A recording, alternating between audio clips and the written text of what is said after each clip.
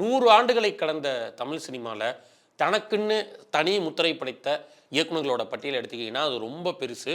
அவ்வளோ இயக்குநர்கள் இருக்காங்க. அவ்வளோ பேரும் தமிழ் சினிமாவோட பரிணாம வளர்ச்சி, ரசிகர்களோட ரசனை மாற்றம், ஏன் தமிழ் சினிமாவோட தரம், வணிகம் போன்ற பல்வேறு விஷயங்களுக்கு கான்ட்ரிபியூட் பண்ணியிருக்கிறாங்க. இதில் ரொம்ப முக்கியமான ஒரு நபர் தான் இயக்குனர் ஸ்ரீதர். நவரச இயக்குனர் அப்படின்னு அழைக்கப்படுற ஸ்ரீதர் அவர் இயக்கிய தமிழ், இந்தி, தெலுங்கு ஆகிய மொழிகளில் 60க்கும் மேற்பட்ட திரைப்படங்களில் பல்வேறு உணர்ச்சிகளை டீல் பண்ணிக்கிறாரு. அதனால தான் அவருக்கு இந்த நவரச இயக்குனருங்கிற பேர். அவரை பற்றி தான் இன்றைய பயோடேட்டா நிகழ்ச்சியில் பார்க்க போகிறோம்.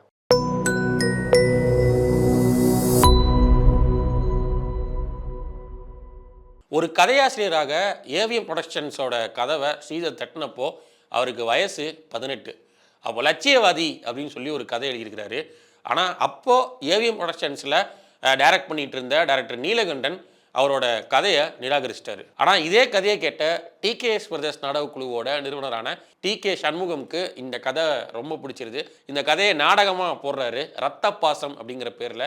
டிகேஎஸோட நாடகங்களில் ரொம்ப சிறப்புமிக்க நாடகம், ஏன் ரசிகர்களால் நிறையா வரவேற்கப்பட்ட நாடகங்களில் முதன்மை இடத்துல இருக்கிறது ரத்த பாசம் நாடகம் தான். ஸ்ரீதரோட இந்த எழுத்து வெற்றிக்கு அங்கீகாரமாக அவரை மேடையில் ஏற்றி பாராட்டினார் டிகே ஔவை சண்முகநாதன். அதுக்கப்புறமா இதே கதையை திரைப்படமாக்கலாம் அப்படின்னு நினச்சி ஜூபிட்டர் பிக்சர்ஸ் அப்படிங்கிற நிறுவனத்தோட இணைஞ்சு டிகேஎஸ் பிரதர்ஸ், ஜூபிட்டர் பிக்சர்ஸ் 2 பேரும் சேர்ந்து ஔவை ஜூபிட்டர் ப்ரொடக்ஷன்ஸ் அப்படிங்கிற பேரில் இதே கதையை ரத்தப்பாசம் அப்படிங்கிற படமாக எடுக்க முடிவு எடுக்கிறாங்க. இந்த படத்தை இயக்குனர் ஆர்எஸ் மணியை வச்சு டைரக்ட் பண்ண பிளான் பண்ணுறாங்க. ஆனால் இந்த படத்துக்கு ஸ்ரீதரே வசனம் எழுத வேண்டாம் அப்படின்னு நினைக்கிறாங்க ஜூபிட்டர் பிக்சர்ஸ். ஆனால் அதை மறுத்த ஔவை சண்முகநாதன் இந்த படத்துக்கு திரைக்கதை வசனம் ஸ்ரீதர் தான் எழுதணும் அப்படின்னு விடாப்பிடியாக இருந்தார். அதோட விளைவாக 1954ஆம் ஆண்டு வெளியான ரத்தப்பாசம் திரைப்படத்தின் மூலமாக தமிழ் சினிமாவில் கதையாசிரியராக அறிமுகமாறாரு டைரக்டர் ஸ்ரீதர். பின்னர் இதே படத்தை ஏவிஎம் ப்ரொடக்ஷன்ஸே ஹிந்தியில் ரீமேக் பண்ணுது 1956ல் பாய் பாய் அப்படிங்கிற பேரில். அண்டு இந்த படம் ஸ்ரீதருக்கு மட்டும் பிரேக் கிடையாது, அந்த பாய் பாய் படத்தோட மியூசிக் டைரக்டரான மதன் மோகனுக்கும் பெரிய பிரேக். அதுக்கடுத்து டைரக்டர் ஸ்ரீதர் திரைக்கதை எழுதின படங்களோட லிஸ்ட் ரொம்ப பெருசு. மகேஸ்வரி, அமரதீபம், மாதர்குல மாணிக்கம், எங்கள் வீட்டு மகாலட்சுமி, யார் பையன், மஞ்சள் மகிமை, உத்தமபுத்திரன், புனர்ஜென்மம், இப்படி பல தமிழ் படங்களுக்கு அவர் திரைக்கதை எழுதினார். அது மட்டும் இல்லாமல் பரிவர்த்தனாங்கிற தெலுங்கு படம், அது தமிழில் லட்சாதிபதி அப்படின்னு 1955ஆம் ஆண்டில் டப் பண்ணுறாங்க. ஸோ அந்த டப்பிங் படத்துக்கு வசனம் எழுதினதும் ஸ்ரீதர் தான். இதில் மாடர்ன் தியேட்டர்ஸ் நிறுவனத்தின் கீழே தயாரான மகேஸ்வரிங்கிற படத்துக்கு வேலை செய்கிறப்போ சினிமா பற்றினான நாலேஜ் ஸ்ரீதருக்கு நிறையா கிடைக்குது. ஏன்னா மாடர்ன் தியேட்டர்ஸ் நிறுவனர் டிஆர் சுந்தரம் ஸ்ரீதருக்கு நிறையா உலக சினிமாவை காட்டுறாரு. அது மட்டும் இல்லாமல் சினிமா ப்ரொடக்ஷன்ஸ் பற்றி அண்ட் வேர்ல்டு முழுக்க இருக்கிற சினிமாக்களை பற்றியான பல புத்தகங்களை படிக்கக்கூடிய வாய்ப்பு ஸ்ரீதருக்கு கிடைக்குது. ஸோ அங்கேருந்து அவரோட சினிமா நாலேஜ் பயங்கரமாக டெவலப் ஆகுது. அங்கே அந்த இடத்துல அவருக்கு பயங்கர இன்ஃப்ளூயன்ஸாக தெரிஞ்சது பாலிவுட் இயக்குனர் வி சாந்தாராம். அண்ட் இந்த மகேஸ்வரி படத்தப்பையே டைரக்டர் ஸ்ரீதருக்கு ஃபிலிம் ப்ரொடக்ஷன்ஸ் மேலே பயங்கர இன்ட்ரெஸ்ட் வந்துருச்சு. அதோட விளைவாக அவரே எழுதின அமரதீபம், உத்தமபுத்திரன் போன்ற படங்களை அவரோட ஃப்ரெண்ட்ஸோடு சேர்ந்துட்டு வீனஸ் பிக்சர்ஸ் அப்படின்ற ஒரு நிறுவனத்தை உருவாக்கி அதன் கீழே இந்த படத்தெல்லாம் தயாரிக்கவும் ஆரம்பித்தார். சினிமாக்குள்ளே வந்தாச்சு, இது எல்லாத்தையும் பற்றி தெரிஞ்சுக்கிட்டாச்சு, ஆனால் நம்ம டேரக்டர் ஆகணும்னு சொல்லிட்டு வந்தோமே, ஒரு கதையை கொண்டு வந்தோமே அப்படின்ற எண்ணம் ஸ்ரீதருக்கு நிறையா வர 1959ஆம் ஆண்டு கல்யாண பரிசு அப்படின்ற படத்தின் மூலமாக டைரக்ஷனுக்குள்ளே காலடி எடுத்து வைக்கிறாரு ஸ்ரீதர். அண்டு இந்த படத்தை அவரோட சொந்த தயாரிப்பு நிறுவனமான வீனஸ் ப்ரொடக்ஷன்ஸ் கீழே தான் தயாரிக்க வராரு. ஏன்னா அவர் ப்ரொடக்ஷன்ஸில் ஏற்கனவே அவர் தயாரித்த உத்தமபுத்திரன் படம் பெரிய சக்ஸஸ்ஸு. அதுக்கப்புறமா இந்த கதை ஒரு முக்கோண காதல் கதையாக இருக்கணும் அப்படின்னு சொல்லி நினச்சி இந்த கதையை சூஸ் பண்ணுறாரு. இந்த கதையை உருவாக்குறப்போ தன்னோட சகோதரிக்காக காதலை விட்டு கொடுக்குற ஒரு கேரக்டரு. ஸோ அது படத்தோட பெரிய ப்ளஸ் அப்படின்னு சொல்லிட்டு அவர் நம்புகிறாரு. ஆனால் என்னதான் இருந்தாலும் வீனஸ் ப்ரொடக்ஷன்ஸில் இருந்த பலருக்கும் இந்த கதை மேலே பெரிய உடன்பாடு இல்லை. குறிப்பாக சொல்ல போனால் இந்த கதை ஸ்ரீதரே எடுத்த அமரதீபம் படத்தோட கதையை ரிசம்பிள் பண்ணுது அப்படின்ற பேச்சும் இருக்குது. பட் என்னதான் நிறையா கருத்து வேறுபாடுகள் இருந்தாலும் கடைசியில் இந்த கதையை எல்லாருமே ஒப்புக்கொள்கிறாங்க. இருந்தாலும் ஸ்ரீதர் எப்படி இதை டைரக்ட் பண்ண போகிறாரு, அவருக்கு டைரக்ஷன் ஒழுங்காக வருமா போன்ற பல்வேறு சந்தேகங்கள் அந்த வீனஸ் ப்ரொடக்ஷன்ஸில் ஸ்ரீதர் கூட இருந்த எல்லா தயாரிப்பாளருக்கும் இருந்துச்சு. அண்ட் இந்த படத்தில் ஸ்ரீதரோட இணை எழுத்தாளராக பணியாற்றியவர் டிஏ கோபண்ணா. இவர் ஸ்ரீதருக்கு பாலியகால நண்பர். கோபண்ணா அப்போது ஒரு நல்ல ஒரு இடத்துல வேலை பார்த்துட்டு இருக்காரு. அப்போ ஸ்ரீதர் டக்குன்னு உள்ளே போயிட்டு, என் கூட வா, படத்துக்கு வா, என் கூட படத்துக்கு எழுது, இந்த வேலையை விட்டுரு, அப்படின்னு இருக்காரு. உடனே கோபண்ணாவும் கூட வந்துட்டாரு. அதுக்கடுத்து அவர் இந்த படத்தில் இருக்கிற காமெடி ட்ராக்லாம் எழுதுறாரு. இவர் தான் பின்னால் பெரிய திரைக்கதை ஆசிரியர் இயக்குனராக மாறின சித்ராலயா கோபு. அண்ட் இந்த படத்தோட கதாநாயகனா ஜெமினி கணேசன் தான் நடிக்கணும் அப்படிங்கிறதுல ரொம்ப தீர்க்கமாக இருந்தார் ஸ்ரீதர். எந்த அளவுக்குன்னா ஜெமினி கணேசனுக்கு அப்போது டைபாய்டு காய்ச்சல் இருந்தாலும் அவர் குணமாகி வர வரைக்கும் டேட்ஸுக்காக வெயிட் பண்ணி காத்திருந்து எடுத்தார் ஸ்ரீதர். ஏன்னா அந்த பாஸ்கருங்கிற கதாபாத்திரத்துக்கு ஜெமினி கணேசன் தான் சரியான ஆளுன்னு நினச்சிருந்தாரு ஸ்ரீதர். மேலும் தெலுங்கு நடிகர் நாகேஸ்வர ராவை ரகுங்கிற கதாபாத்திரத்தில் நடிக்க வச்சுருந்தாரு. இதுக்கு காரணம் அப்போ நாகேஸ்வர ராவோட தேவதாஸ் படம் தெலுங்குல மட்டும் இல்லாமல் தமிழ்லையும் பயங்கர வரவேற்பை பெற்றுருந்துச்சு. அண்டு நாகேஸ்வர ராவோட பல தெலுங்கு டப்பிங் படத்துக்கு கதை வசனம் எழுதினது ஸ்ரீதர் தான். ஸோ இந்த ஒரு விஷயம் இருக்கிறனால நாகேஸ்வர ராவை இந்த கதாபாத்திரத்தில் போட்டிருந்தார். அண்ட் இந்த படத்தில் இன்னொரு பெரிய விஷயம் நடந்திருக்கு. அது என்னதுன்னா, தமிழ் இசை உலகில் தனக்குன்னு தனி இடம் பிடிச்சிருக்கிற ஏஎம் ராஜாவை தமிழ் கூறும் நல்லுலகுக்கு அறிமுகப்படுத்தியது இந்த படத்தின் மூலமாக தான். அண்ட் இந்த படத்தில் இருக்கிற பாடல்கள் எல்லாமே ரொம்ப ஹிட்டு. குறிப்பாக பாடல் வரிகளை வந்து பட்டுக்கோட்டை கல்யாண சுந்தரம் எழுதியிருப்பார். இதில் காதலில் தோல்வியுற்றான்னு சொல்லிட்டு ஒரு பாடல் இருக்கும்.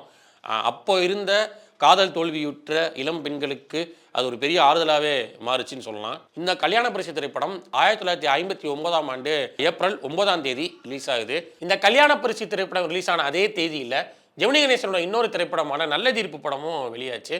ஆனாலும் இந்த கல்யாண பரிசு திரைப்படம் தான் நல்ல தீர்ப்போட பயங்கரமாக ஓடிச்சு.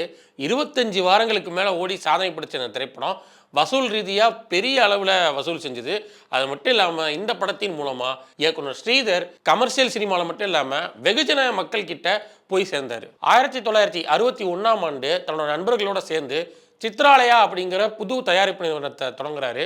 இந்த தயாரிப்பு நிறுவனத்தின் கீழ் அவர் எடுக்கிற முதல் திரைப்படம் தான் தேன் நிலவு. இந்த படம் தான் காஷ்மீரில் எடுக்கப்பட்ட முதல் தென்னிந்திய திரைப்படம். இன்றைக்கே காஷ்மீரில் போய் ஒரு படத்தை எடுக்கிறோம்னா அதில் 1008 பிரச்சனை இருக்குது. குறிப்பாக சொல்லப்போனால் இப்போது சமீப காலத்தில் ரிலீஸ் ஆன அமரன் திரைப்படமாக இருந்தாலும் சரி, இல்லை இதுக்கு முன்னாடி காஷ்மீரில் போய் எடுத்த லியோ திரைப்படமாக இருந்தாலும் சரி, அந்த லொக்கேஷனில் போய் ஷூட் பண்ணுறது எவ்வளோ கஷ்டப்பட்டாங்கிறத அந்த படக்குழு தெரிவிச்சிருந்தாங்க.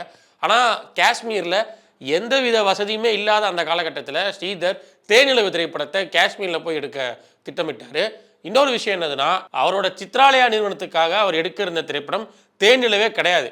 நெஞ்சில் ஒரு ஆலயம் திரைப்படத்தை தான் முதல்ல அந்த சித்ராலயா நிறுவனத்துக்கு கீழே எடுக்கணும்னு சொல்லி நினைக்கிறாரு. ஆனால் நெஞ்சில் ஒரு ஆலயம் திரைப்படத்தோட கிளைமேக்ஸ் கொஞ்சம் சோகமாக முடிகிறதுனால முதல் திரைப்படமே அப்படி நம்ம சோகமாக முடிகிற ஒரு படத்தை எடுக்க வேணாங்கிறதுக்காக இந்த தேனிலவு திரைப்படத்தை எடுக்கலான்னு முடிவு பண்ணார் ஸ்ரீதர். தமிழ் சினிமா ஸ்டுடியோக்குள்ளேயே முடங்கி போயிருந்த அந்த காலகட்டத்தில் ஸ்ரீதர் இந்த படத்துக்காக காஷ்மீர் மட்டும் இல்லாமல் அப்போ இருந்த மெட்ராஸ்லையும் பல காட்சிகளை எடுத்தார். குறிப்பாக சொல்லணும்னா இந்த படத்தோட டைட்டில் கிரெடிட் சீனு சென்னை சேப்பாக் ஸ்டேடியத்தில் எடுத்திருப்பாங்க. சென்னை சேப்பாக் ஸ்டேடியத்தில் இந்தியா வர்சஸ் பாகிஸ்தான் மேட்ச் நடக்கிறப்போ இந்த படத்துக்கான ஃபுட்டேஜை போய் எடுத்துருக்காரு ஸ்ரீதர்.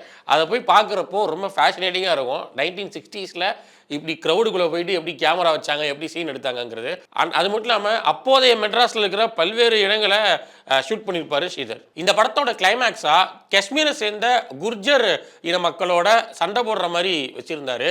ஆனால் அது இந்தியா காஷ்மீர் இடையான நல்லிணக்கத்தை பாதிக்கும்னு நினச்ச சென்சார் போர்டு அந்த காட்சியை நீக்குமாறு கேட்டுக்கொள்ளுது. அதுக்கு இணங்க அதே காட்சியை மறுபடியும் கொடைக்கானலில் வச்சு ரீஷூட் பண்ணுறாரு. கிளைமேக்ஸை கொஞ்சம் மாற்றி அமைச்சு ஏறத்தாழ காஷ்மீரில் எடுத்த ஒரு சீனை கன்யூட்டி மாறாமல் கொடைக்கானல் எடுத்து அதே காஷ்மீர் மாதிரி காமிச்சிருந்தாரு ஸ்ரீதர். இந்த படத்துலையும் கல்யாண பரிசு படத்தில் சேர்ந்த வெற்றி கூட்டணியான ஏஎம் ராஜா ஸ்ரீதர் கூட்டணி மறுபடியும் இணைஞ்சதுனால இந்த படத்தில் இருக்கிற பாடல்கள் எல்லாமே கிளாசிக் ஹிட்ஸு. குறிப்பாக பாட்டு பாடவா பாட்டாக இருக்கட்டும், இல்லை ஓஹோ எந்தன் பேபி பாட்டாக இருக்கட்டும், எல்லாமே தாறுமாறு ஹிட்டு. ஆனால் இதில் ஒரு குறிப்பிடத்தக்க விஷயம் என்னதுன்னா, இந்த தேனிலவு படத்துக்கு முதல்ல பாடல் எழுத வேண்டியது, பாடல் எழுதியது மருதகேசி. அவர் தான் இந்த படத்துக்கு பாடல் எழுதினார். ஆனால் அவருக்கும் ஏஎம் ராஜாவுக்கும் இருந்த சில கருத்து வேறுபாடு காரணத்தினால அவர் இந்த படத்துலேருந்து விலகிட்டார். அது மட்டும் இல்லாமல் அவர் எழுதிய பாடல்களையும் இந்த படத்தில் யூஸ் பண்ணக்கூடாதுன்னு சொல்லியும் வாங்கிட்டார். அதுக்கப்புறமா தான் கவியரசர் கண்ணதாசன் இந்த படத்துக்குள்ளே வராரு. அவர் எழுதுகிற பாடல்கள் தான் இது எல்லாமே. இந்த ஓஹோ எந்தன் பேபி பாட்டு இருக்குல்ல, அதில் வந்து வைஜெயந்தி மாலாவை எல்லாருமே பாப்பா பாப்பான்னு தான் கூப்பிடுவாங்களாம். ஸோ அந்த பாப்பாவோட இங்கிலீஷ் வேர்டாக மாற்றி பேபி அப்படின்னு சொல்லி எழுதியிருக்காரு கண்ணதாசன். குறிப்பாக இந்த ஓஹோ எந்தன் பேபி பாட்டில் பனிச்சறுக்கெல்லாம் பண்ண வேண்டியிருந்துருக்குது வைஜெயந்தி மாலாவும் ஜெமினி கணேசனும். அப்போது எந்த டூப்பும் எனக்கு போட வேணாம், நானே பண்ணுறேன்னு சொல்லி துணிஞ்சு இறங்கி அந்த சாகசத்தை செஞ்சு முடிச்சிருக்காங்க வைஜெயந்தி மாலா. இந்த படத்தில் இன்னொரு பாடலான நிலவும் மலரும் அப்படின்ற பாடலை காஷ்மீரில் இருக்கிற டால் லேக் அப்படிங்கிற பகுதியில் ஷூட் பண்ணுறாங்க. அந்த பகுதியில் அவங்க ஷூட் பண்ணுறப்போ அந்த ஷூட்டிங்லேயே ஏரிக்குள்ளே விழுந்துடுறாங்க ஆக்சிடென்டலாக வைஜெயந்தி மாலா. அப்போது ஒரு சினிமோகிராஃபர் தான் உள்ளே போய் வைஜெயந்தி மாலாவை காப்பாற்றிட்டு இருக்காங்க. பட் இருந்தாலும் இத்தனை தடங்களை தாண்டியும் நான் அடுத்து பண்ணுற எந்த ஸ்டண்ட்டுக்கும் நான் வந்து டூப்லாம் போட மாட்டேன், நானே பண்ணுறேன்னு ரொம்ப ஆர்வமாக எடுத்து வச்சு பண்ணிக்கிறாங்க வைஜெயந்தி மாலா. இப்பேற்பட்ட தேனிலவு திரைப்படம் வெளியானதும் மக்கள் மத்தியில் நல்ல வரவேற்பே கிடைக்குது. 100 நாட்களை கடந்து ஓடுது. ஆனால் விமர்சகர்கள் இந்த படத்தை ஒரு ஆவரேஜான படமாகவே விமர்சிக்கிறாங்க. குறிப்பாக ஒரு பிரபல பத்திரிகையிலலாம் தேனிலவு வீண் செலவு அப்படின்னு தலைப்பு வச்சு விமர்சனம் எழுதுறாங்க. இந்த படத்துக்கு அப்புறமா ஸ்ரீதர் முன்னாடி படம் நினச்ச நெஞ்சிலோர் ஆலயம் படத்தோட கதையை கையில் எடுக்கிறாரு. மிக்கி ரூனி அப்படிங்கிற ஒரு அமெரிக்கன் ஆக்டர், அவர் நடித்த ஒரு படத்தில் ஒரு படம் முழுக்க ஒரு ஜெயிலை சுற்றியே நடக்கும். அதாவது மெயின் ப்ரொட்டாகனிஸ்ட் கேரக்டர் ஜெயிலுக்குள்ளே இருப்பார், அவரை சுற்றி நடக்கிற சம்பவங்களை நோக்கியே கதை போகும். ஸோ அதை ஜெயிலுக்கு பதிலாக இங்கே ஹாஸ்பிட்டலில் வச்சுட்டு ஒரு ஹாஸ்பிட்டலுக்குள்ளே ஹீரோ இருக்கார், அவரை சுற்றி கதை போகுது அப்படின்ற மாதிரி ஒரு அந்த இன்ஃப்ளூயன்ஸில் ஒரு கதை யோசிக்கிறாரு டைரக்டர் ஸ்ரீதர். இதில் சிவாஜி கணேசனை ஒரு நோய்வாய்ப்புற்ற முதியவராக காட்டலாம் அப்படின்னு தான் முதல்ல நினைக்கிறாரு. ஆனால் அந்த கதை வந்து அவருக்கு சாட்டிஸ்ஃபேக்ஷனை கொடுக்காதனால கதையை மாற்றி எழுதுறாரு. அதே போல் இந்த கதையெல்லாம் மாற்றினதுக்கு அப்புறமா இந்த கதைக்கு சிவாஜி அந்த மாதிரி பெரிய ஹீரோவெல்லாம் வச்சு பண்ணக்கூடாது, நம்ம முழுக்க முழுக்க புதுமுகங்களை வச்சு போயிடலாம் அப்படின்னு சொல்லி யோசிக்கிறாரு. அதோட விளைவாக கன்னடத்தில் அப்போது புகழ்பெற்ற நடிகராக இருந்த கல்யாண்குமாரை தமிழில் நடிக்க வைக்க நினைக்கிறாரு. இதில் என்ன விஷயம்னா, கல்யாண்குமார் கன்னடத்தில் இப்போது புகழ்பெற்ற நடிகராக இருந்தாலும் தமிழில் ஒரு 2 படங்கள் தான் பண்ணியிருந்தார். ஸோ அவரை போடுறது ஃப்ரெஷ்ஷாக இருக்கும் அப்படின்னு நினைக்கிறாரு. நடிகர் முத்துராமனை நாடக மேடையில் பார்த்த ஸ்ரீதர் இவரை இந்த படத்தில் ஒரு முக்கியமான கதாபாத்திரத்தை நடிக்க வைக்கலாம் அப்படின்னு சொல்லி முத்துராமனுக்கு ஒரு முக்கியமான கதாபாத்திரத்தை கொடுக்குறாரு. அடுத்து நடிகர் நாகேஷை அந்த ஹாஸ்பிட்டலோட அட்டண்டன்ட் கேரக்டரில் நடிக்க வைக்கிறாரு. அண்டு இந்த படத்துக்காக நாகேஷுக்கு கொடுக்கப்பட்ட அட்வான்ஸ் தொகை 501 ரூபாய். தமிழில் முதல்ல ஒரே செட்டுக்குள்ளே எடுக்கப்பட்ட முதல் திரைப்படம் இதுதான். அண்ட் இந்த படத்துக்கு இசையமைத்தவர்கள் மெல்லிசை மன்னர்கள் MS விஸ்வநாதன் ராமமூர்த்தி. அண்ட் இந்த படத்தில் இருக்கிற பாடல்கள் எல்லாமே கிளாசிக் ஹிட்டு. நினைப்பதெல்லாம் நடந்துவிட்டால், சொன்னது நீதானா, எங்கிருந்தாலும் வாழுக போன்ற பாடல்கள்லாம் இப்போ வரைக்கும் கேட்கப்படும் ரசிக்கப்படும் கிளாசிக் பாடல்கள் அப்படிங்கிறது எல்லாருக்குமே தெரிஞ்ச விஷயம். ஆனால் இந்த ஒரு பாடல்கள் பின்னாடியும் கண்ணதாசன் எப்படி வரிகளை கொண்டு வந்தாருங்கிறதுலையும் நிறையா சுவாரஸ்யமான சம்பவங்கள் இருக்குது. குறிப்பாக சொன்னது நீதானாலாம் வந்து கண்ணதாசன் வந்து ஒழுங்காக வரமாட்டாரு கம்போசிங்குன்றப்போ, இனிமேல் வர வேணான்னு சொல்லு அப்படின்னா ஏதோ கோபமாக பேசுகிறாரு MSV. ஸோ அப்படி பேசுகிறப்போ சொன்னது நீதானா அப்படின்ற மாதிரி இந்த ஒரு லைனை வந்து எடுத்து போடுறாரு கண்ணதாசன். ஸோ இந்த மாதிரி கண்ணதாசன் வந்து நிறையா விஷயங்களை வந்து அந்த சுச்சுவேஷனுக்கு ஏற்ற மாதிரி ஏதாவது ஒரு லைன் பேசுவார். ஆரம்பத்தில் இந்த படத்துக்கு சுமாரான வரவேற்பு கிடைச்சாலும் அதுக்கப்புறமா கொஞ்சம் கொஞ்சமாக பிக்கப் ஆகி ஒரு 175 டேஸ் ஓடிச்சு இந்த படம். அண்ட் இந்த படத்தை கான்ஸ் ஃபிலிம் ஃபெஸ்டிவலுக்கு கண்டிப்பாக அனுப்பி வைக்கணும்னு நினைக்கிறாரு டைரக்டர் ஸ்ரீதர். அதோட விளைவாக இந்த படத்தோட ஸ்க்ரீன் பிளேயை ஃப்ரெண்ட்ஸ்லையும் டிரான்ஸ்லேட் பண்ணி ஃப்ரான்ஸுக்கும் அனுப்பி வைக்கிறாரு. அண்ட் இந்த திரைப்படம் ஹிந்தி, தெலுங்கு, மலையாளம், கன்னடம் ஆகிய எல்லா மொழிகள்லையும் ரீமேக் செய்யவும் பட்டுச்சு. இதுக்கடுத்து ஸ்ரீதரோட ஃபிலிமோகிராஃபியில் ரொம்ப முக்கியமான திரைப்படம்னா நான் எதை சொல்லுவேன்னா 1963 வெளியான நெஞ்சம் மறப்பதில்லை. இந்த படம் தமிழ் சினிமாவில் இந்த மறுஜென்மம் ரீஇன்கார்னேஷன் பற்றின பேசின முதல் திரைப்படம். இந்த படத்தோட ஸ்டோரி வந்து ஸ்ரீதருக்கு எப்படி வந்துருக்குதுன்னா, அப்போ நிறையா நியூஸ் பேப்பர் கட்டிங்ஸ்லாம் வரும் இந்த மறுஜென்மத்தை பற்றி. அதாவது ஒருத்தவங்களுக்கு வந்து அவங்களோட பூர்வ ஜென்ம ஞாபகம் வந்துருச்சு, இந்த பொண்ணுக்கு அது வந்திருக்கு, இந்த பொண்ணு வந்து இளவரசியாக இருந்திருக்கிறா போன ஜென்மத்தில், இந்த பொண்ணு போன ஜென்மத்தில் இங்கே பிறந்திருக்கிறா அப்படின்ற மாதிரி பல்வேறு செய்திகள் அப்போது செய்தித்தாள்களில் நிறையா வரும். ஸோ இந்த செய்தித்தாள்கள் இன்னொரு பக்கம் அமெரிக்க திரைப்படமான கேஸ் லைட், இந்த ரெண்டோட இன்ஃப்ளூயன்ஸோட ஸ்ரீதருக்கு இதை பற்றின ஒரு கதை ஒன்று பண்ணணும்னு சொல்லி தோணுது. அந்த கதை தான் நெஞ்சம் மறப்பதில்லை. அண்ட் இந்த படத்தில் நம்பியாருக்கு அவர் போட்ட மேக்கப்புக்கு மட்டும் 3 ஹவர்ஸ் எடுத்துக்கும். ஏன்னா அந்த ஓல்டு கெட்டப்பு அதெல்லாம் வந்து அவர் கொண்டு வரணும்ல. ஸோ அந்த காலத்திலேயே அது 3 ஹவர்ஸ் எடுத்துக்குமா. ஆனால் இந்த படம் என்னதான் கமர்ஷியலாக பெரிய சக்ஸஸ்ஃபுல்லான படமாக இல்லாமல் இருந்தாலும் ஒரு கல் கிளாசிக் படமாக இன்றைக்கி வரைக்கும் நீடிச்சு நினைக்குது. இன்னும் சொல்ல போனால் நம்பியார் அவர் நடித்த படங்கள்லேயே தனக்கு எந்த படம் ரொம்ப பிடிக்கும்னு சொன்னால் முதல் படமாக இந்த நெஞ்சம் மறப்பதில்லை படத்தை சொல்லுவார். அண்டு புகழ்பெற்ற ஒளிப்பதிவாளர் PC ஸ்ரீராம் அவர் சின்ன வயசில் இந்த படத்தை பார்த்து ரொம்ப பயந்து அந்த நாளை என்னால் மறக்கவே முடியாது அப்படின்னு சொல்லியிருக்காரு. அண்ட் டைரக்டர் அமீர் கூட பல பேட்டிகளில் தமிழ் சினிமாவில் நெஞ்சம் மறப்பதில்லை படத்தோட வருகை அது விவரமாக அந்த தமிழ் சினிமாவோட போக்கையே கொஞ்சம் மாற்றுச்சு அப்படிங்கிறத சொல்லியிருக்கிறாரு. அண்டு இன்னைக்கு வரைக்குமே இந்த மாதிரி மறுஜன்மத்தை பற்றின கதைகள், நான் லீனியரில் கதைகள் சொல்கிறது, இது எல்லாத்துக்குமே பெரிய ரெஃபரன்ஸாகவே இருக்குது நெஞ்சம் மறப்பதில்லை.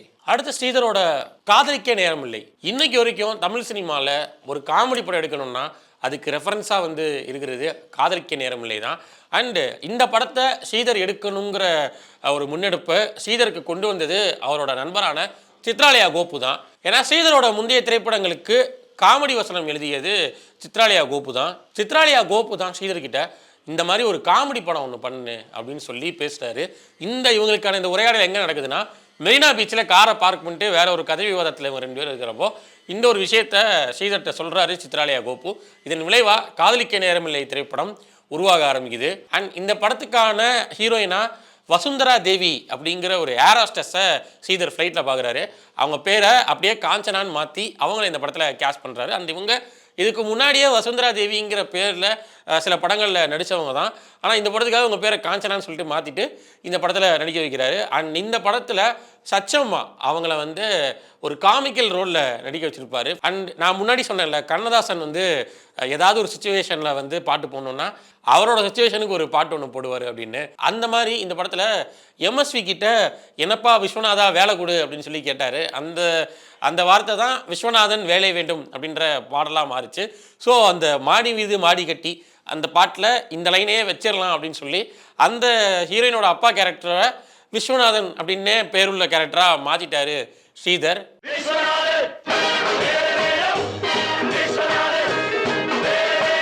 இந்த படத்தில் நடிக்கிறதுக்காக தெலுங்கு நடிகர் கிருஷ்ணா கிட்ட அணுகப்பட்டுச்சு. இவர் யாருன்னா, இவர் மகேஷ் பாபுவோட அப்பா. இவர்கிட்ட கேட்டிருக்காங்க. ஆனால் அவருக்கு வந்து இந்த லாங்குவேஜ் பேரியர்னால அவர் இந்த படத்தில் நடிக்க மறுத்திருக்காரு. அதுக்கடுத்து இந்த படத்தை பல நேரங்களில் பல பேர் ரீமேக் பண்ண ட்ரை பண்ணியிருக்கிறாங்க. ஆனால் யாராலையும் இந்த படத்தை மறுபடியும் ரீமேக் பண்ண முடியல. அந்த பிளான்ஸ் எல்லாமே ட்ராப் ஆகிட்டே இருந்தது. ஏன் ஒரு காலகட்டத்தில் இந்த படத்தோட டைட்டில் இன்னொரு படத்துக்கு வைக்கலான்னு கூட யோசிச்சாங்க. என்றென்றும் புன்னகை அந்த படத்தோட டைட்டிலாக முதல்ல காதலிக்க நேரமில்லைன்னு வைக்கலாம்னு நினச்சாங்க. ஆனால் அந்த காப்பிரைட் இஷ்யூனால அந்த படத்துக்கு அந்த டைட்டில் வைக்காமல் என்றென்றும் புன்னகை அப்படின்னு சொல்லி வச்சாங்க. இப்போது அதே டைட்டில் உள்ள ஒரு படம் பொங்கலுக்கு ரிலீஸ் ஆக போகுது. இப்போது ஏறத்தாழ இந்த படத்தை மறுபடியும் ரீப்ளேஸே பண்ண முடியாது அப்படின்னு சொல்கிற அளவுக்கு இந்த படத்தை மறுபடியும் ரீமேக்கே யாராலையும் பண்ண முடியல. இப்போ வர ஸ்ரீதரோட திரை வாழ்க்கையில் அடுத்த முக்கியமான திரைப்படம்னா அது சிவந்தமன் தான். ஆக்சுவலாக சிவந்தமன் திரைப்படத்திலேயே முதல்ல ஸ்ரீதர் வேலை பார்க்கல. அதுக்கு முன்னாடி எம்ஜிஆரை வச்சு அன்று சிந்திய ரத்தம் அப்படிங்கிற ஒரு படத்தை தான் இயக்கிட்டு இருக்காரு. ஆனால் அந்த படம் பாதியிலேயே எம்ஜிஆர் வெளியேறினதுனால செல்வாகுது. அண்டு எம்ஜிஆரோட வெளியேற்றத்துக்கு காரணம் காதலிக்க நேரமில்லை திரைப்படத்தை தமிழ் சினிமாவோட முதல் ஈஸ்ட்மேன் கலர் ஃபிலிமாக ஸ்ரீதர் ப்ரொமோட் பண்ணார். அதுதான் எம்ஜிஆரோட ஈகோவை வந்து பாதிச்சிருக்குது அப்படிங்கிற மாதிரி தான் திரையுலக வட்டாரங்கள் பேசிக்கிட்டாங்க. அண்டு இந்த படத்துலேருந்து எம்ஜிஆர் வெளியேறினதுக்கப்புறமா இதே கதையை கொஞ்சம் மாடிஃபை பண்ணி சிவந்தமன் அப்படின்னு சொல்லி உருவாக்குறாரு ஸ்ரீதர். அண்ட் இந்த படத்தில் நடிகர் திலகம் சிவாஜி கணேசனை நடிக்க வச்சுருப்பார். அண்ட் இதுதான் ஸ்ரீதரோட முதல் ஆக்ஷன் திரைப்படம். ஃபஸ்ட்டு இந்த படத்தை தமிழ் ஹிந்தின்னு பைலிங்குவலாக எடுக்கலான்னு தான் பிளான் பண்ணுறாரு ஸ்ரீதர்.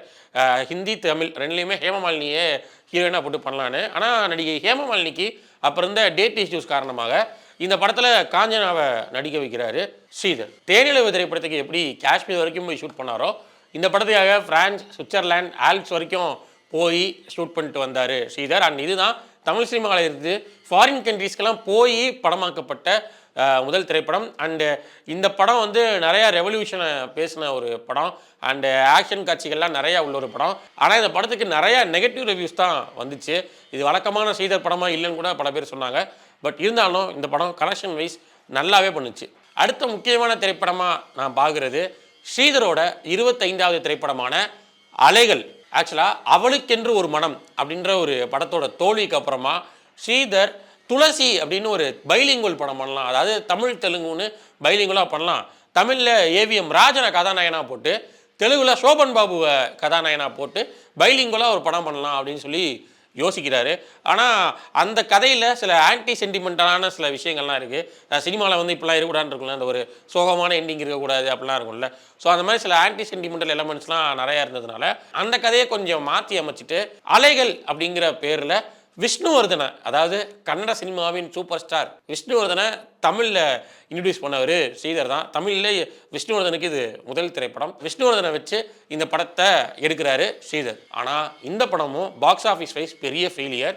ஆனால் ஸ்ரீதரோட டைரக்ஷன், குறிப்பாக எந்தவித சினிமா தன்மையும் இல்லாமல் இருக்கிற ஒரு ஸ்கிரிப்டை அவர் எடுக்க ட்ரை பண்ண அந்த முயற்சியவே பல விமர்சனங்கள் பாராட்டுச்சு. அடுத்தது ஸ்ரீதர் புரட்சித் தலைவர் எம்ஜிஆரோட இணைஞ்சு பணியாற்றி வெளியான முதல் திரைப்படம் உரிமை குரல். ஸ்ரீதர் அந்த காலகட்டத்தில் ரொம்ப பெரிய ஃபினான்ஷியல் கிரைசிஸில் இருந்தார். குறிப்பாக சிவாஜியை வச்சு அவர் வைர நெஞ்சம் அப்படின்ற ஒரு படத்தை டைரக்ட் பண்ண வேண்டியது. ஆனால் அது லேட்டானதுனால அந்த வைரநெஞ்சம் திரைப்படமும் கொஞ்சம் டிலே ஆகிட்டு இருந்தது. ஸோ இப்படியான ஒரு சிக்கல் இருந்த ஸ்ரீதரை ஒரு நாள் எம்ஜிஆர் கூப்பிடுறாரு. கூப்பிட்டு அவரோட கால் ஷீட்டை கொடுக்குறாரு. ஸோ அங்கேருந்து உருவாகுது உரிமை குரல். இந்த படத்தோட கதையை தெலுங்கு திரைப்படமான தசரா புல்லடு அப்படிங்கிற படத்தில் இருந்து இன்ஸ்பயர் ஆகி இங்கே உரிமை குரல்னு சொல்லிட்டு எடுக்கிறாரு. ஆனால் இந்த படத்தில் அவர் முதல்ல சிவாஜி கணேசனை தான் ஹீரோவாக வச்சு நடிக்கணும்னு சொல்லி நினச்சிருக்கிறாரு. அவர் மட்டும் இல்லை, சித்ராலயா கோப்பு, அவரோட நண்பரான சித்ராலயா கோப்பு சிவாஜி தான் ஹீரோவாக இருக்க போகிறாருன்னு ரொம்ப நம்பியிருக்காரு. ஆனால் கடைசியில் எம்ஜிஆரை வச்சு இப்படி ஒரு கதையை பண்ணுறதை அவர் கேள்விப்பட்டதும் ஃபஸ்ட்டு ஷாக் தான் ஆகிருக்கிறாரு. ஆனால் இந்த படம் பாக்ஸ் ஆஃபீஸ் வைஸ் பெரிய சக்ஸஸ்ஃபுல் படமாக மாறிச்சு. அண்ட் ஸ்ரீதருக்கு ஒரு பெரிய கம்பேக்காகவும் இருந்துச்சு. அதனால் இதுக்கடுத்து 2வது முறையாக ஸ்ரீதரோட எம்ஜிஆர் இணைஞ்சு உருவாகிய படம் தான் மீனவ நண்பன். எம்ஜிஆரோட ஸ்ரீதர் சேர்ந்து பணியாற்றது இருந்த 2வது திரைப்படம் ஆக்சுவலாக நானும் ஒரு தொழிலாளி அப்படின்ற படம் தான். ஆனால் அந்த கதையில் ஸ்ட்ராங்கான பிளாட் இல்லைன்னு உணர்ந்த ஸ்ரீதர் அந்த படத்தை அப்படியே எடுத்து வச்சுட்டு வேற ஒரு புதிய கதையை உருவாக்கலான்னு சொல்லி நினைக்கிறாரு. இதுக்கு இடையில அண்ணா நீ என் தெய்வம் அப்படின்ற படத்தோட ஷூட்டிங் பாதியில் எம்ஜிஆர் தமிழ்நாட்டோட சிஎம்மாகவே ஆகிடுறாரு. ஸோ அதனால் அந்த அண்ணா நீ என் தெய்வம் படத்தை ஷெல்வ் பண்ணிடுறாங்க. ஆனால் இந்த மீனவ நண்பன் படத்தில் கொஞ்சம் போர்ஷன் மட்டும்தான் பாக்கி இருக்குது, கொஞ்சம் வேலைகள் மட்டும்தான் பாக்கி இருக்குது. ஆனால் அதுக்குள்ளே ஸ்ரீதர் எதிர்பாராத விதமாக ஒரு விபத்துக்குள்ளாகிறாரு. அதுக்கப்புறமா பெட் ரெஸ்ட் எடுத்துகிட்டு வந்து மிச்சம் இருக்கிற போர்ஷன்ஸ் எல்லாத்தையுமே முடிச்சுட்டு இந்த மீனவ நண்பன் படத்தை வெளியிடுறாரு ஸ்ரீதர். அண்ட் இந்த படத்தில் இருக்கிற இன்னொரு ஸ்பெஷாலிட்டி என்னதுன்னா, இந்த படத்தில் தான் பிற்காலத்தில் பெரிய இயக்குநர்களான பி. வாசு, சந்தான பாரதி ஆகியோர் ஸ்ரீதர் கிட்ட அசிஸ்டன்ட் டைரக்டராக வேலை பார்க்குறாங்க. இளமை ஊஞ்சல் அடிக்கிறது இந்த படத்தில் ஸ்ரீதருக்கு முதல்ல ரஜினிகாந்த், கமல்ஹாசன் நடிக்க வைக்கணும், இந்த படத்துக்கு இளையராஜாவை இசையமைக்க வைக்கணும் அப்படின்ற எந்த ஐடியாவுமே இல்லை. இந்த ஐடியாவை முதல்ல போய் ஸ்ரீதர் கிட்ட பிச் பண்ணவங்க அப்போ அவருக்கு உதவி இயக்குநர்களாக இருந்த பி. வாசுவும் சந்தான பாரதியும் தான். அவங்களோட இந்த சஜஷனை கேட்டோடனே முதல்ல டென்ஷனான ஸ்ரீதர், இனிமேல் நீங்கள் வேலைக்கே வர வேணாம், என் படத்தில் வந்து நீங்களே வந்து யார் நடிக்கணும், யார் மியூசிக் டைரக்டராக இருக்கணும்லாம் சொல்கிறீங்கன்னா வெளியே போங்க அப்படின்னு சொல்லி அமுச்சு விட்டாலும், அதுக்கப்புறமா அவங்க சொன்ன சஜஷனில் இருந்த பாயிண்ட்டை உணர்ந்த ஸ்ரீதர் அவங்களையே கூப்பிட்டு நடிக்க வச்சு இளையராஜாவை கூப்பிட்டு இசையமைக்கவும் வச்சார். அண்டு அந்த கதையை பற்றி பி. வாசுவே பல நேர்காணலில் ரொம்ப சுவாரஸ்யமாக விளக்கியிருக்காரு. அண்ட் இந்த படம் தான் ஸ்ரீதர் இளையராஜா கூட கொலாபரேட் ஆகிற முதல் திரைப்படம். அது மட்டும் இல்லாமல் இந்த படத்தில் செப்பரேட்டான காமெடி ட்ராக்கு, அவரோட ஸ்பெஷல் வில்லன் அப்படிலாம் எதுவுமே இல்லாமல் ஒரு கேரக்டர்ஸ், அந்த கேரக்டர்ஸ்குள்ளேயே காமெடி எல்லாமே நடக்கும். அந்த கேரக்டர்ஸ்குள்ளேயே ஒரு கேரக்டர் நெகட்டிவ் கேரக்டர் இருக்கும். அண்ட் அந்த பிளாட்டுக்குள்ளேயே எல்லாமே இருக்கும். ஏதாலும் ஒரு இங்கிலீஷ் மூவி மாதிரி அப்போது. ஸோ இப்படியான ஒரு விஷயம் வந்து அப்போ தமிழ் சினிமாவில் ரொம்ப புதுசாக இருந்தது. அண்ட் இந்த திரைப்படத்தை தெலுங்குல வயசு பில்லிச்சண்டி அப்படின்னு ரீமேக் பண்ணியிருக்காங்க. அண்ட் ஹிந்தியில் கூட இந்த படத்தை ஸ்ரீதர் ரீமேக் பண்ணார். அடுத்த திரைப்படம் நினைவெல்லாம் நித்யா. இந்த படம் ரொம்ப அண்டர்ரேட்டடான படம் அப்படிங்கிறத விட இந்த படத்தில் இருக்கிற பாடல்கள் வந்து பயங்கர அண்டர்ரேட்டடான பாடல்கள்னு நான் சொல்லுவேன். குறிப்பாக அந்த நீதானி என் பொண்ணு சொந்தம் சொல்லிட்டு கௌதம் மாஸ்டர் மேனன் படம் ஒன்று இருக்குதுல்ல, அந்த படத்தில் இருக்கிற பாடல்கள்லாம் வந்து இந்த படத்தில் போடப்பட்ட பாடல்கள் தான். அதாவது அதோட ஒரு மாடர்னைஸ்ட் வெர்ஷன் தான். அண்ட் இந்த படத்தில் இருக்கிற பாடல்களுமே ரொம்ப சூப்பராக இருக்கும். அண்ட் இந்த படத்தில் ஜெமினி கணேசன் அவர்களோட டாக்டர் கிகி கணேசன் நடிச்சிருப்பாங்க. அண்ட் அவங்க நடித்த ஒரே திரைப்படமும் இது மட்டும் தான். அண்ட் இன்னைக்கு ஆஸ்கர் வரைக்கும் போயிட்டு வந்திருக்கிற கீரவாணி அவர்களுக்கு அவரோட ரொம்ப பிடிச்ச இளையராஜா பாடல்கள் எல்லாம் எதுன்னு கேட்டிங்கன்னா, அவர் இந்த நினைவெல்லாம் நித்யா படத்தில் இருக்கிற பாடல்களை தான் சொல்லுவார். அண்ட் இந்த படத்தில் கார்த்திக் கதாநாயகனாக நடிச்சிருப்பார். ரொம்ப மெச்சோர்டாக ரொம்ப சூப்பராக நடிச்சிருக்கிறதா பல்வேறு விமர்சனங்கள் கார்த்திகை பாராட்டியே வந்தது. அடுத்தது ஸ்ரீதர் இயக்கத்தில் ரொம்ப முக்கியமான படமாக பார்க்கப்படுறது நானும் ஒரு தொழிலாளி. ஏன்னா இந்த படத்தில் தான் கமல்ஹாசன் கூட இளமை ஊஞ்சல் ஆடுகிறதுக்கு அப்புறமா ஸ்ரீதர் இணைகிறாரு. அண்ட் இந்த நானும் ஒரு தொழிலாளி டைட்டில் கேட்டோன்னே உங்களுக்கு தோணியிருக்கும், இதே டைட்டிலில் எம்ஜிஆர் கூட ஸ்ரீதர் ஒரு படம் பண்ண வேண்டியதாக முன்னாடி இருந்ததுன்னு. ஆமாம், இந்த படத்துக்கு முதல்ல வைக்கப்பட்ட டைட்டில் மீண்டும் ஒரு சூரிய உதயம். ஆனால் அப்போது அந்த காலகட்டத்தில் டிஎம்கே மறுபடியும் ஆட்சிக்கு வந்திருந்தாங்க. ஸோ மறுபடியும் இந்த படத்துக்கு மீண்டும் ஒரு சூரிய உதயம்னு வச்சா அது இன்னொரு வகையில் டிஎம்கேவோட ஆட்சியை ஆதரிக்கிறதா கணக்காயிருமேங்கிறதுக்காக இந்த படத்தோட டைட்டில் நானும் ஒரு தொழிலாளி, அந்த அவரோட பழைய படத்தோட டைட்டிலான நானும் ஒரு தொழிலாளி டைட்டில் எடுத்து வச்சுட்டாங்க. அண்ட் இந்த படத்தில் தான் கமல், அம்பிகா 2 பேரும் முதல்ல ஜோடியாக சேர்றாங்க. அண்ட் இந்த படத்தில் அம்பிகா ஸ்விம் ஷூட் போட்ட காட்சிகளோட ஸ்டில்ஸ் எல்லாம் அப்போது வெளியாகி பயங்கர பரபரப்பை ஏற்படுத்துச்சு. அடுத்தது ஸ்ரீதரோட கடைசி திரைப்படமான தந்து விட்டேன் என்னை. இந்த படம் 1991ஆம் ஆண்டு வெளியாச்சு. இந்த படத்தோட கதாநாயகனாக நடித்தவர் விக்ரம். விக்ரமுக்கு இந்த படம் தமிழ் சினிமாவில் 2வது திரைப்படம். அதுக்கு முன்னாடி ஒரு படம், அதுக்கு முன்னாடி ஆட்ஸு, ஆடிஷன்னு பல்வேறு தடங்கல்களை தாண்டி வந்தவர் தான் விக்ரம். அண்டு இந்த படத்தில் கூட ஸ்ரீதர் கிட்ட தன்னோட ஆர்வத்தை மிகுதியாக காட்டினால தான் ஸ்ரீதர் இந்த படத்தில் விக்ரம் நடிக்க வச்சிருப்பார். அண்ட் இந்த படத்துக்கு ஸ்ரீதர் ஒரு அறிமுக நடிகரை தான் நடிக்க வைக்கணும்னு இருந்தார். ஸோ விக்ரம் இந்த படத்தில் நடித்தார். அண்ட் இதுக்கப்புறமா ஸ்ரீதர் எந்த படத்தையும் டைரக்ட் பண்ணல. 2008 அவர் மறைஞ்சதுக்கப்புறமா இந்த படத்தில் நடித்தது குறித்த அனுபவங்களை விக்ரமே பல இடங்களில் ஷேர் பண்ணியிருக்காரு. இதெல்லாம் ஸ்ரீதரோட ஃபிலிமோகிராஃபியில் ரொம்ப முக்கியமான திரைப்படங்களா, ரொம்ப தனித்துவமான திரைப்படங்களா நாங்கள் பார்க்குறது. உங்களுக்கு ஸ்ரீதரோட ஃபிலிமோகிராஃபியில் எந்த படம் ரொம்ப பிடிக்கும் அப்படிங்கிறத அதோட காரணத்தோட கீழே கமெண்டில் சொல்லுங்கள். இதே மாதிரி அடுத்த பயோடேட்டா நிகழ்ச்சியில் வேறு ஒரு திரைக்கலைஞரை பற்றின முழு விவரங்கள் மற்றும் அவரோட திரைப்பயணத்தில் இருக்கிற முக்கியமான திரைப்படங்கள், திரைப்படைப்புகளை பற்றி பேசுகிறதுக்கு நான் வரேன். Until then, let's live cinema, watch cinema, share cinema.